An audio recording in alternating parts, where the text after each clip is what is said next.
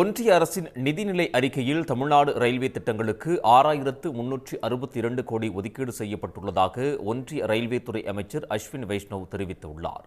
Railway budget குறித்து டெல்லியிலிருந்து தமிழ்நாடு, கர்நாடகா, கேரளா மாநில ரயில்வே அதிகாரிகளுடன் ஆலோசனை நடத்திய பின் செய்தியாளர்களிடம் பேசிய ஒன்றிய ரயில்வே துறை அமைச்சர் அஸ்வினி வைஷ்ணவ், ஒன்றிய அரசு பாகுபாடின்றி செயல்படுவதாகவும் அறிவித்த திட்டத்தை செயல்படுத்த முனைப்பு காட்டி வருவதாகவும் கூறினார்.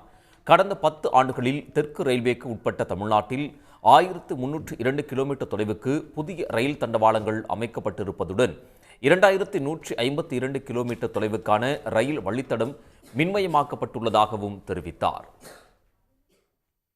ரயில்வே பட்ஜெட் அறிவிப்புக்கு பிறகு சென்னையில் செய்தியாளர்களை சந்தித்து பேசிய தெற்கு ரயில்வே பொது மேலாளர் RN சிங், தமிழ்நாட்டில் 10 இடங்களில் ரயில்வே வழித்தடம் அமைக்கும் பணிகள் நடைபெற்று வருவதாகவும், பாம்பன் பாலம் செப்டம்பர் மாதம் இறுதிக்குள் முடிவடையும் என்றும் கூறினார்.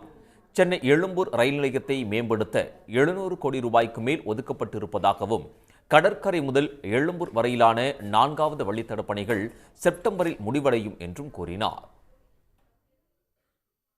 அம்ரித் பாரத் திட்டத்தின் கீழ் சென்னை, செங்கல்பட்டு உள்ளிட்ட 77 ரயில் நிலையங்கள் அதிநவீன வசதிகளுடன் மேம்படுத்த முடிவெடுக்கப்பட்டுள்ளதாகவும், 3வது ரயில் முனையமான தாம்பரத்தில் அடுத்த ஆண்டு ஜூன் மாதம் கட்டுமான பணிகள் தொடங்க திட்டமிட்டுள்ளதாகவும் RN சிங் தெரிவித்தார். உடனுக்குடன் செய்திகளை தெரிந்து கொள்ள சன் நியூஸ் பெல் ஐகானை கிளிக் பண்ணுங்க.